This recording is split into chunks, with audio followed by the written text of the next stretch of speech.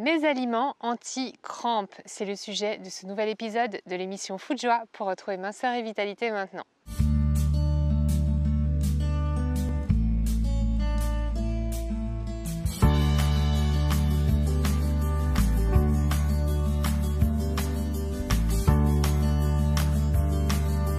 Je suis en direct de Montpellier sous un beau soleil. Je ne porte pas de lunettes pour frimer, mais simplement parce que sinon je suis vraiment trop éblouie par le soleil. J'ai essayé de chercher un endroit où j'étais un peu abritée parce que le soleil est bien éblouissant en cette saison à Montpellier. Et j'aimerais vous parler d'un sujet aujourd'hui qui est les crampes. Alors les crampes, moi ça m'arrive souvent d'en avoir, spécialement quand je vais nager à la piscine.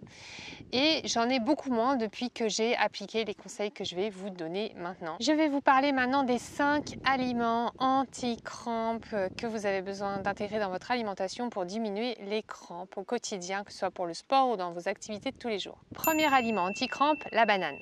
Les bananes contiennent du potassium, exactement 358 mg pour 100 g, et elles contiennent aussi un peu de magnésium. On peut les manger telles quelles, surtout au repas qui précède un effort physique, ou en faire des milkshakes en les mixant par exemple avec du yaourt, et pas que du yaourt de vache bien sûr, essayer de remplacer par du yaourt de coco par exemple. Les bananes sont riches en calcium pour un petit déjeuner gourmand, et c'est aussi très bon pour les muscles. Deuxième aliment anti-crampes, les lentilles. Les points forts des lentilles, c'est leur richesse en potassium et en magnésium, qui sont tous deux impliqués dans la contraction et la relaxation musculaire. Vous pouvez facilement les intégrer au déjeuner, par exemple une salade de lentilles avec un peu de sardines et une sauce à l'huile de noix par exemple, eh bien ça vous fera un gros boost en oméga 3 et un gros boost en potassium avec les lentilles. Ça va favoriser la fluidité des membranes cellulaires et ça c'est essentiel aux échanges extracellulaires et donc ça va aider à diminuer les courbatures et les crampes. Troisième aliment anti-crampes, c'est le parmesan.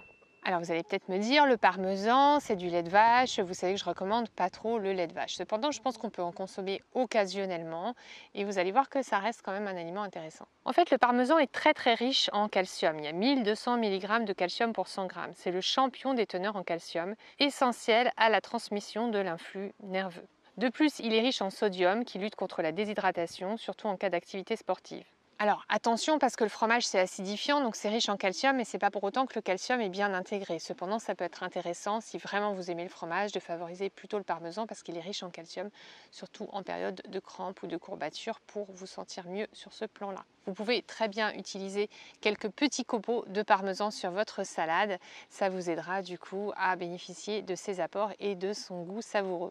Autre aliment intéressant pour les crampes, ce sont les abricots secs. Si vous avez peur d'avoir des crampes pendant une course à pied par exemple ou quand vous faites du sport, vous pouvez prendre quelques abricots secs dans un petit sachet, dans votre poche ou dans votre sac à dos si vous courez avec un peu de matériel. Et c'est très intéressant parce que c'est riche en potassium et c'est riche en calcium. Il faut toujours les choisir bio. Alors ils sont moins appétissants quand ils sont bio parce qu'ils sont un peu marronasses et pas orange. Mais en fait ça permet d'éviter les conservateurs et d'éviter les produits qui permettent de conserver l'aspect orange et l'aspect souple de l'abricot qui sont en fait plein de produits chimiques que vous avalez et dont vous n'avez pas besoin. Et enfin, dernier aliment anti-crampes, ce sont les huîtres. Les huîtres sont riches en cuivre dont les carences peuvent provoquer des crampes. En fait, on profite souvent de la saison des huîtres pour s'offrir un bon plateau d'huîtres de temps en temps, avec pourquoi pas quelques autres fruits de mer, quelques bigorneaux, du crabe.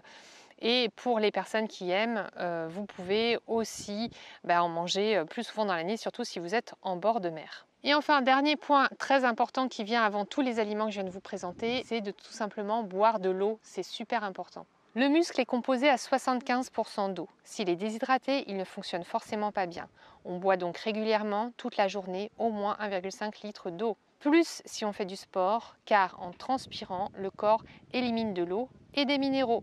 Si vous faites souvent du sport, vous pouvez favoriser un petit peu les eaux minérales sur une période courte qui vont vous aider à vous rebooster en minéraux, comme par exemple l'eau Rosana qui est intéressante. Sinon, le reste du temps, favoriser des eaux faibles en minéraux, comme la Montcalm par exemple. Je vous remercie pour votre écoute. Je vous dis à très bientôt pour de futures vidéos nutrition. D'ici là, n'oubliez pas, vous méritez d'être bien dans votre assiette. Regardez en complément la vidéo qui s'affiche. Abonnez-vous à la chaîne. Mettez un pouce bleu si vous avez aimé cette vidéo. Mettez-moi un like, ça me fera plaisir. Mettez-moi dans les commentaires ce que vous faites pour raccourcir ces périodes de crampes et vous sentir mieux avec. Et surtout, pensez à prendre soin de vous. À très bientôt pour de futurs conseils.